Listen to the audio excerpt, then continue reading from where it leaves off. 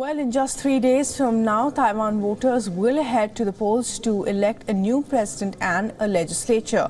In the latest, Taiwan's defense ministry has issued an alert saying that China had launched a satellite rocket in the midst of all of this. In response to the satellite rocket launched by China this time, we discovered abnormal movement. It flew over southern Taiwan, and we considered it was a threat. So, we sent out alert messages through mobile phone to inform the public to be alert. The White House has reacted to the news of China's increasing pressure on Taiwan ahead of the polls. I think these actions raise questions in our mind about what the intent here is. You mentioned coincidental here in timing to the election. I have proof that that's what's driving that, but it sure does raise interesting questions, doesn't it, about what their intentions are, what their goals are with this activity. Beijing has reaffirmed its claim over Taiwan, saying that the island's upcoming elections are China's internal affairs, even as balloons are repeatedly spotted flying over the Taiwan Strait. The Chinese Foreign Ministry has skirted questions on Beijing's aggressive actions. The ministry says this is not a diplomatic issue.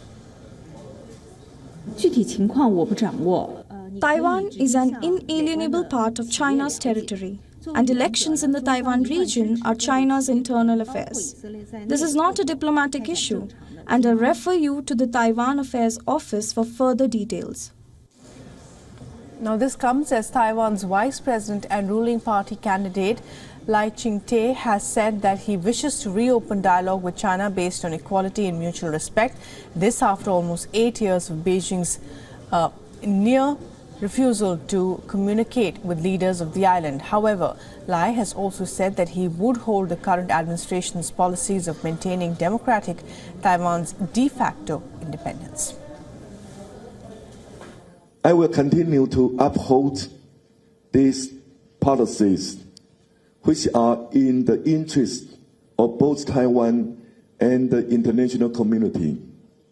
I will maintain the status quo and continue to bring society together with the framework of the Republic of China, Taiwan.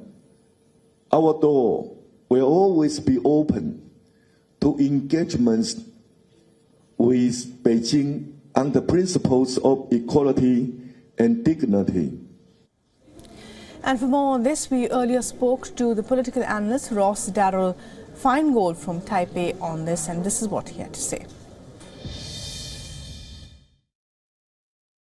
First, I have to emphasize that it's business as usual, very normal life here, even though we have a big election day on Saturday. People are not worrying about who to vote for. Most people have probably made up their minds by now. They're not really scared of China either. They know the China threat is real, and it certainly will be a factor in a lot of voters' decision. But other important factors will be a higher priority for many voters. And just like any other democratic election, that factor is economic issues.